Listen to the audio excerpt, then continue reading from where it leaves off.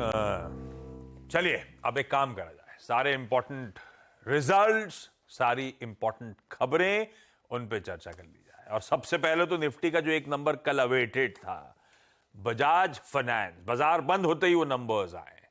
कैसे रहे वो नंबर्स, पहले उसकी बातचीत और उसके बाद बजाज फाइनेंस का चार्ट। सावंत साहब आप रेडी रखो, आता हूं मैं आपके पास समझने के लिए समीकरण कैसे बैठ रहे हैं। लेकिन हजदा गुड मॉर्निंग, नंबर्स कैसे? नंबर्स में ग्रोथ है आशीष, लेकिन जो उम्मीद थी उस पर पूरी तरह से कंपनी खरी नहीं उतरी है। तो आंकड़े आपकी स्क्रीन पर लेकर आएंगे।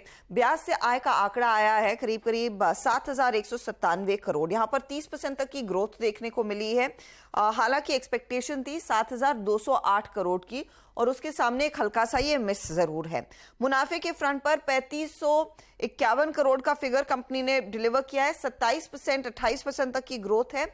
हालांकि यहां पर 3,600 करोड़ के ऊपर का आंकड़ा दरअसल मार्केट एक्सपेक्ट कर रहा था, तो वहां पर भी माइल्ड मिस आता हुआ दिखाई दे रहा है।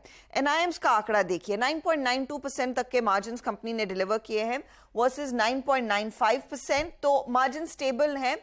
ग्रॉस एनपीए में मामूली सी बढ़त देखने को मिली है। नेट एनपीए स्टेबल रख पाए हैं करीब 0.31% के आसपास। एसेट्स अंडर मैनेजमेंट कंपनी के लिए लगभग 33% बढ़कर आए हैं। 2.9 लाख करोड़ पर एयूएम है कंपनी का। कस्टमर बेस में 21% से ज्यादा की वृद्धि है। 7.66 करोड़ का यह आंकड़ा आया है। न्यू लोन में अगर आप देखेंगे, ईयर ऑन ईयर ग्रोथ देखने को मिल रही है, लेकिन इन्होंने अपडेट में कहा था कि क्वार्टर ऑन क्वार्टर थोड़ा सा प्रेशर है, वही देखा गया है। 2.14% तक का डिक्लाइन न्यू लोन्स में क्वार्टर ऑन क्वार्टर आधार पर। डिपॉजिट बेस करीब करीब 54,821 करोड़ पर आया, लगभग 39% तक की ग्रोथ वहां पर।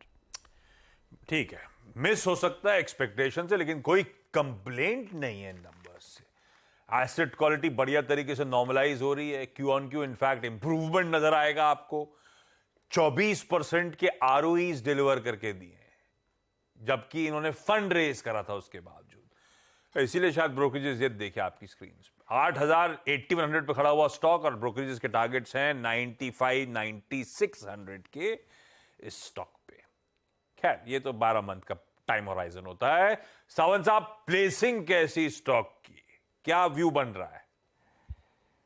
जी आशीष जी, इसमें एक बहुत clear cut series of higher tops higher bottom बनते जा रहे हैं। दूसरी बात, जो 10 अक्टूबर को ब्रेकआउट आया था, 6 अक्टूबर को, बहुत स्ट्रॉन्ग वॉल्यूम बैक करीबन 8,200 तक ऑलमोस्ट पहुंच चुका था। अब हम बिल्कुल उस रेंज में पिछले 7 दिनों से ट्रेड कर रहे हैं।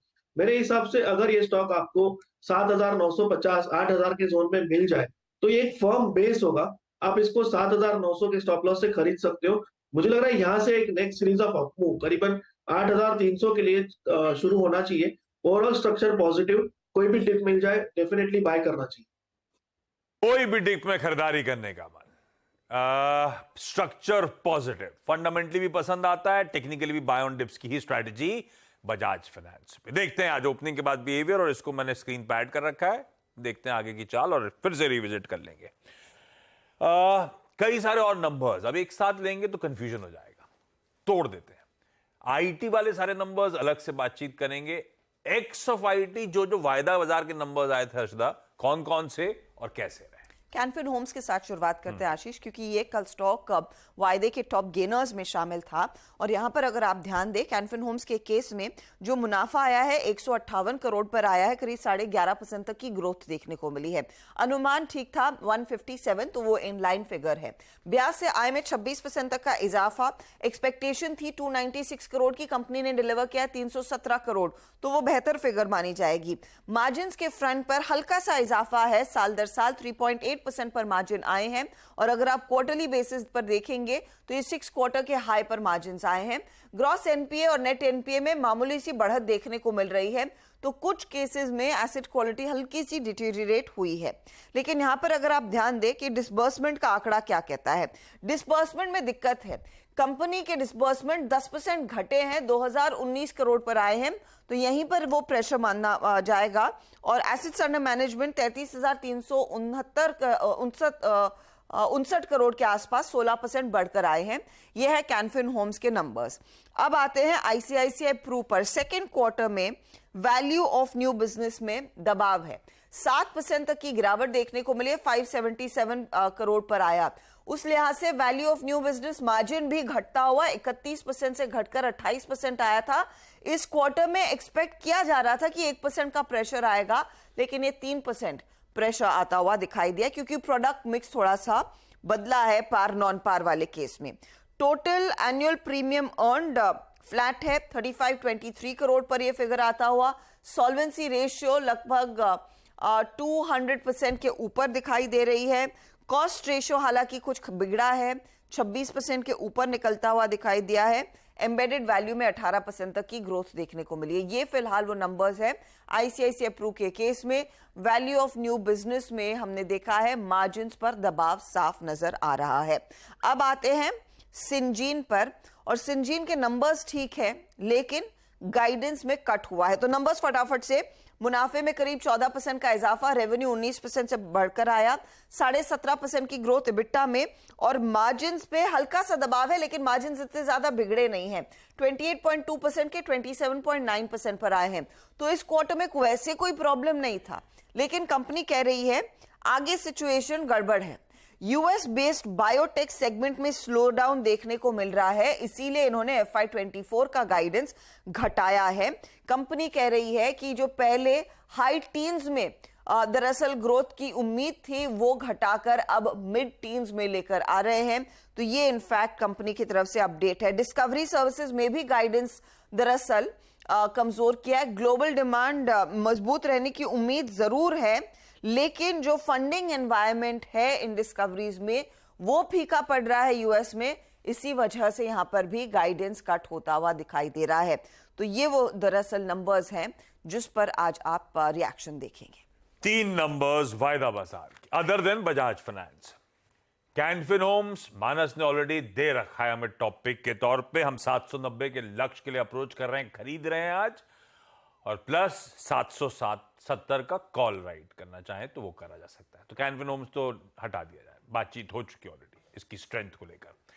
जो कमजोर नंबर्स हैं वो दोनों आईसीआईसीआई प्रूडेंशियल लाइफ इंश्योरेंस पहले रखिएगा। वीएनबी मार्जिन एक्सपेक्टेशन से कहीं कमजोर, वो एक बड़ा डिसअपॉइंटमेंट। लेकिन सतपुर साहब ये वैसे ही वीक स्टॉक है, क्या करना है स्टॉक में? पोजिशनिंग कैसी है? ऑफ लेट थोड़ा बहुत लो लेवल से रिकवरी आई है।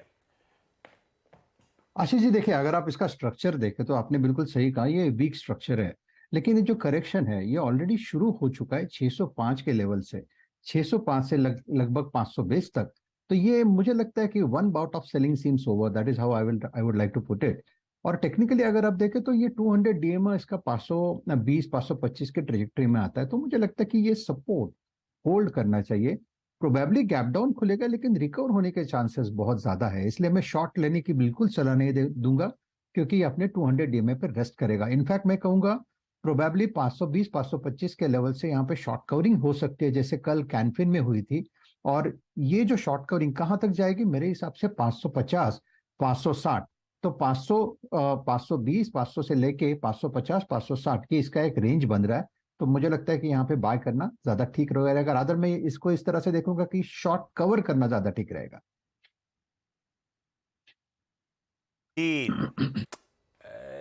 इंटरेस्टिंग जोन्स पे भाई साहब, सिंजीन चार्ट्स पे कैसा प्लेस? नंबर्स खराब है। आशीष जी, चार्ट्स पे कंसोलिडेशन ही चल रहा है, और जिस हिसाब से स्टॉक 20 डेमा के नीचे स्ट्रगल कर रहा है, हमें लग रहा है यहाँ पे गिरावट और देखने मिल सकती है। 2 दिन पहले जो गिरावट आई थी सेलिंग, 2 दिन से म्यूटेड है, लेकिन हमें लगता है आज ये शायद वापस स्केलेट हो सकता है। तो 760 तक के लेवल्स इसमें देखने मिल सकते हैं। तो शॉर्टिंग की ही सलाह है, जो स्टॉप लॉस इसमें मेंटेन करना है वो 786 का कैसे मेंटेन करें। ठीक है, कंसोलिडेशन, शॉर्टिंग की सलाह, लेवल्स भाई साहब ने मेंशन कर दिए हैं। हालांकि कुछ इंटरेस्टिंग जोन्स पे, लेकिन वीक नंबर्स आ गए हैं। सेल का आइडिया होगा सिंजीन पे, दबाव शायद गहरा है स्टॉक पे। अच्छा, इस बीच स्टॉक्सी न्यूज में मदद करने के लिए दिल्ली से लक्ष्मण भी आपको आपकी स्क्रीन पे नजर आएंगे। एक नहीं, दो नहीं, कई बार लक्ष्मण के पास जाएंगे। सुबह सुबह कहां खड़े हो आप? नहीं, आ गया मैं फील्ड में, चूंकि आज बहुत सारी खबरें थी तो मैंने सोचा कि यहाँ से बोलूँगा तो ज़्यादा फैक्ट के करीब रहूँगा, इसलिए मैं आ चुका हूँ। दिन भर काफ़ी हलचल दिल्ली में रहने वाली है खबरों के लिहाज से। वीरू तो कह रहे थे वहाँ पे थोड़ी सी, वीरू आप तो कहते ठंड पड़ रही है दिल्ली में। लक्ष्मण को देख के फील नहीं आ रहा है ठंड का बाहर? हल्की ठंड हो गई है। नहीं, वो धूप में खड़े हैं, धूप सेक रहे हैं इस वक्त।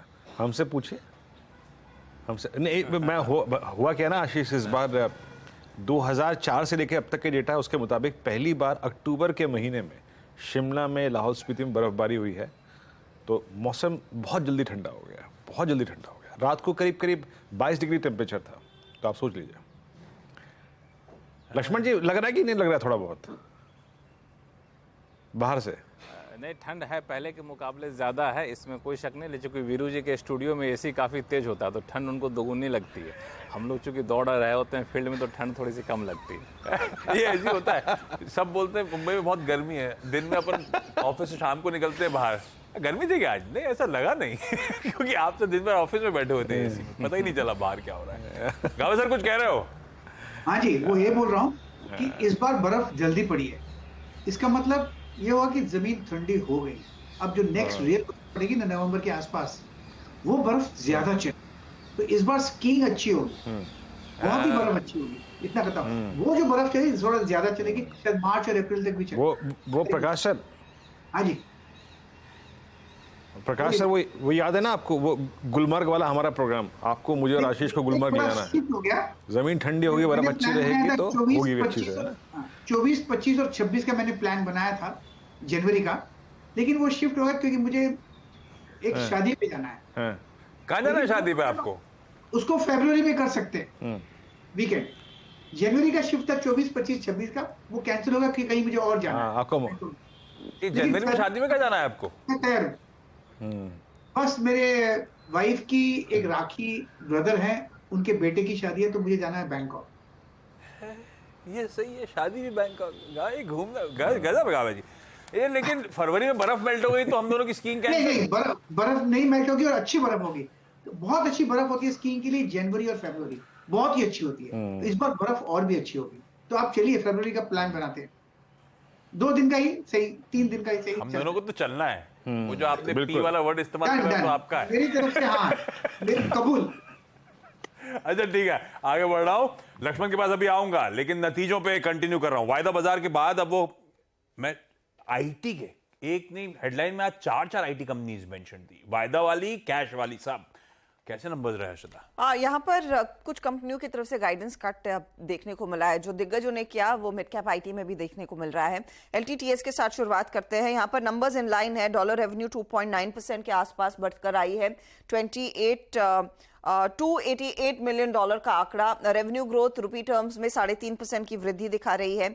मुनाफा 1.5% बढ़कर आया 315 करोड़ का। Constant currency absolutely in line 3.2% का अनुमान था, 3.2% कांस्टेंट करेंसी कंपनी ने डिलीवर की है। मार्जिन्स हालांकि थोड़े से फ्लैट जरूर हैं। एस्टिमेट था 6.4% पर आएंगे, लेकिन 17.1% पर आए हैं, तो यहां पर स्थिति ठीक ही है। आप ध्यान दीजिएगा, लेकिन रेवेन्यू ग्रोथ गाइडेंस जो है वो रिवाइज किया गया है। पहले कंपनी एक्सपेक्ट कर रही थी करीब 20% तक की ग्रोथ देखने को मिलेगी, लेकिन इन्होंने वो गाइडेंस को ट्रिम किया है। 17.5 से 18.5% तक की रेवेन्यू ग्रोथ ही देखने को मिलेगी FY24 में, ये कंपनी कह रही है। डील विंस के लिहाज से कंपनी कहती है कि 7-10 मिलियन डॉलर की डील्स इन्होंने साइन की है, 6-15 मिलियन डॉलर की डील्स इन्होंने साइन की है। ट्रांसपोर्टेशन में अच्छी खासी और सबसे ज्यादा ग्रोथ देखने को मिली है।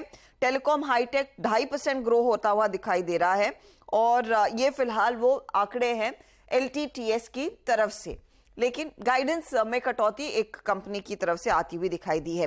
टाटा एलेक्सी के नंबर्स आप देखेंगे तो ठीक ही नजर आएंगे। रेवेन्यू 3.5% बढ़कर आया 881 करोड़ पर। मुनाफे में 6% तक की ग्रोथ है। इबिट्टा मार्जिन स्टेबल है 29.9%, और यहां पर इबिट्टा ग्रोथ भी करीब 263 करोड़ के आसपास आई है। तो ये फिलहाल है टाटा एलेक्सी का आंकड़ा। अब आते हैं जेंसार पर। डॉलर रेवेन्यू ग्रोथ % के ऊपर है, माइन्यूट गेन देखने को मिला है 150 मिलियन डॉलर का। रुपी रेवेन्यू 1% बढ़ता हुआ। एबिटा मार्जिन स्टेबल है 18.6% पर। मुनाफा 13% से बढ़कर आया है। कांस्टेंट करेंसी रेवेन्यू ग्रोथ बहुत माइल्डली 0.2% ही बढ़ी है, तो ठीक नंबर्स है जेंसार के। हाईटेक में दबाव है, मैन्युफैक्चरिंग में ग्रोथ है, बीएफएसआई स्टेबल है, हेल्थ एंड लाइफ साइंसेस में प्रेशर है।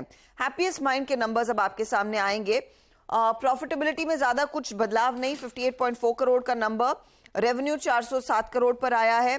इबिट्टा घटा है, ये इनफैक्ट 82.6 करोड़ पर आया। मार्जिन्स यहां पर ट्रिम हुए हैं और हैप्पीएस्ट माइंड ने अपनी जो गाइडेंस है उसमें कुछ कटौती की है। ऑर्गेनिक गाइडेंस स्पेशली उनको लग रहा है थोड़ा सा दबाव आता हुआ दिखाई देगा, क्योंकि वही कमेंट्री वही है कि डिसीजन मेकिंग में स्लो डाउन है, कुछ बिजनेसेस में थोड़ी सी आस्ते लोग चल रहे हैं इनके कस्टमर्स, तो उसका एक ओवरहैंग रह सकता है। ओके, रखिए इन स्टॉक्स रडार पे। क्विकली लक्ष्मण के पास चला जाए, इनमें से कुछ इंपॉर्टेंट स्टॉक्स की आगे बातचीत कर लूंगा ओपनिंग से पहले। लक्ष्मण, विंडफॉल टैक्स, क्या अपडेट्स हैं फोर्टनाइटली रिव्यू के? देखिए, विंडफॉल टैक्स जैसा कि उम्मीद की जा रही थी, इस बार विंडफॉल टैक्स में कटौती की गई है और ठीक ठाक कटौती की गई है। ये 12,100 रुपये प्रति टन कच्चे तेल के घरेलू उत्पादन पर विंडफॉल टैक्स लगता था, उसको घटा करके 9,050 रुपये प्रति टन करने का फैसला लिया गया है। और इसके अलावा डीजल पर जो एक्सपोर्ट ड्यूटी 5 रुपये प्रति लीटर थी, उसको घटा करके 4 रुपये प्रति लीटर करने का फैसला लिया गया है। ATF पर भी एक्सपोर्ट ड्यूटी में कटौती की गई है, जो पहले 2.5 रुपये प्रति लीटर थी उसे घटा करके 1 रुपये प्रति लीटर की गई है। लेकिन पेट्रोल के एक्सपोर्ट ड्यूटी में कोई बदलाव नहीं किया गया है, यानी पहले भी कोई ड्यूटी नहीं लगती थी, अब भी पेट्रोल पर कोई एक्सपोर्ट ड्यूटी, जिसको स्पेशल एडिशनल एक्साइज ड्यूटी कहते हैं, वो नहीं लगेगी। लेकिन इन सब चीज़ों में एक बात काफ़ी महत्वपूर्ण है कि इस बार जो समीक्षा की गई है वो थोड़ा सा लंबे समय अंतराल बाद की गई है। पिछली बार 30 सितंबर को ही लागू हो गया था वो जो समीक्षा की गई थी, और इस बार जो समीक्षा की गई वो 17 अक्टूबर के बाद यहाँ पे 18 अक्टूबर से लागू होगा। तो 15 दिन के बजाय मुझे लगता है 17 दिन जो है 2 दिन ज़्यादा विंडफॉल टैक्स बढ़ा हुआ लग रहा होगा ऑयल कंपनियों के ऊपर। तो ये इसका इस बार की खासियत है। ओके, रखिएगा रडार पे। अब ये फोर्टनाइटली रिव्यू के बाद विंडफॉल टैक्स रिड्यूस हुआ है, लेकिन इस बीच कच्चा तेल वापस इंच अप कर गया है $92 के आसपास। देखते हैं किस तरह का रिएक्शन आता है इन कंपनीज पे, उसके बाद बातचीत कर ली जाएगी। लक्ष्मण, एक पॉकेट और, वो सरकारी कंपनीज पे कल शाम को कमाई कट्टा में डिटेल में चर्चा हो रही थी, उनमें से 2 MMTC STC फटे चले जा रहे हैं। क्या अपडेट्स है इनको लेकर? देखिए, दरअसल सरकार ने पहले जो सैद्धांतिक फैसला लिया था कि STC, MMTC और PEC को बंद किया जाएगा, उनको मर्ज किया जाएगा, फिर बंद किया जाएगा, तो इस तरह के प्रस्तावों पे काफ़ी दिनों तक बैठक हुई है। अब इस सिलसिले में एक महत्वपूर्ण बैठक होने जा रही है। ये बैठक 23 अक्टूबर को होगी और सूत्र बता रहे हैं कि उस बैठक की अध्यक्षता खुद वाणिज्य मंत्री, जिनके अंदर ये मंत्रालय के तहत जो सरकारी कंपनियाँ आती हैं वो आती हैं, तो ये पीयूष गोयल वाणिज्य मंत्री बैठक करेंगे। उस बैठक में ये रूपरेखा तय की जाए कि आखिर STC, MMTC और PEC के कारोबार को किस तरह से समेटा जाए। पहले ही बता दूं कि MMTC के पास जो कारोबार था, जो कैनलाइजिंग एजेंसी के तौर पर कारोबार करती थी, वो कारोबार पहले ही इनसे ले लिया गया है। तो अब जो काम चल रहा है वहाँ पे वो चल रहा है दरअसल कैसे कारोबार को समेटा जाए। इसी तरह से PEC, उसमें भी state project and equipment corporation है, उसके कारोबार को ही मोटे तौर पर समेटा जा रहा है। तो मुझे लगता है कि इन कंपनियों को बंद करने की तरफ सरकार अगला कदम क्या होगा ये उठाने के लिए जो बैठक करेगी वो काफ़ी महत्वपूर्ण होगी, और ये इस बैठक के बाद ये तय हो पाएगा कब तक कंपनियां बंद होगी, कि इनके कारोबार को समेटा जाएगा। लेकिन मुझे लगता है कि थोड़ा सा व्यवहारिक तरीके से देखें, ये तो बंद करने का औपचारिक फैसला और मुझे लगता है कि राज्यों के विधानसभा चुनाव के बाद ही आपको देखने को मिलेंगे। समय लगेगा, पर OFS के लिए रोड शोज, मर्चेंट बैंकर्स का कहना है कि बहुत ज़्यादा डिमांड है नहीं, दमखम नहीं है, माल बेचना मुश्किल है, अब फाइनल क्लोजर की तरफ बढ़ रहे हैं। जब इंटरेस्ट नहीं है, क्लोजर करना पड़ेगा इन दोनों कंपनीज का, तो फिर स्टॉक्स क्या हलचल मचा रहे हैं? क्या मैं आऊंगा, फंडामेंटल व्यू भी लूंगा इन स्टॉक्स पे। ऐसा लॉजिक बैठता ही नहीं बैठता इनमें तेजी करने का, या हम और आप बचें, सिर्फ लो फ्लोट है इसीलिए तेजी हो रही है, बचना है, ये ध्यान रखिएगा स्टॉक्स पे। हर्षदा, बाकी के सारे स्टॉक्स न्यूज कौन से? आशीष, एक तो यहाँ पर आप ध्यान रखिएगा हुडको पर, जहां पर OFS आज खुल रहा है, गवर्नमेंट 60% स्टेक बेच रही है, 81.8% स्टेक सरकार के पास है। ऑफर प्राइस कल की क्लोजिंग की तुलना में करीब 12% डिस्काउंट पर आता हुआ दिखाई दे रहा है। 7 करोड़ शेयर्स की इक्विटी ऑफलोड करती हुई दिखाई देगी गवर्नमेंट यहां पर। आज नॉन रिटेल के लिए खुलेगा, कल रिटेल पार्टिसिपेट करेगा। वेदांत के लिए अपडेट है कि कंपनी एक जापानीज टेक्नोलॉजी कंपनी के साथ बातचीत कर रही है अपनी सेमीकंडक्टर ड्रीम्स को फुलफिल करने के लिए। देखते हैं कब तक वो फाइनली इंडिकेशन आता है। जापान के पास इनफैक्ट बड़ी सारी कंपनियां हैं, टॉप 5 कंट्रीज में जापानीज सेमीकंडक्टर मैन्युफैक्चरर्स की गिनती होती है, उस लिहाज से इनके लिए क्रूशल रहेगा। मस्काओ डॉक ने मिनिस्ट्री ऑफ डिफेंस के साथ एक सिग्नेचर किया है पैक्ट पर, जो एक training ship Indian coast guard के लिए डिलीवर करेंगे। 310 करोड़ का ये ऑर्डर है। लेमन ट्री ने अपकमिंग फ्रेंचाइज साइन किया है। बड़ौदा में एक होटल खोलने का दरअसल इनका इरादा है। एस्ट्रा माइक्रोवेव ने दरअसल इन स्पेस के साथ एक करार किया है और यहाँ पर basically x band airborne SARs, और कल भी एक अपडेट आ रहा था डेटा पैटर्न्स के लिए, वो सिंथेटिक रेडार्स के लिए एक करार आता हुआ दिखाई दिया है।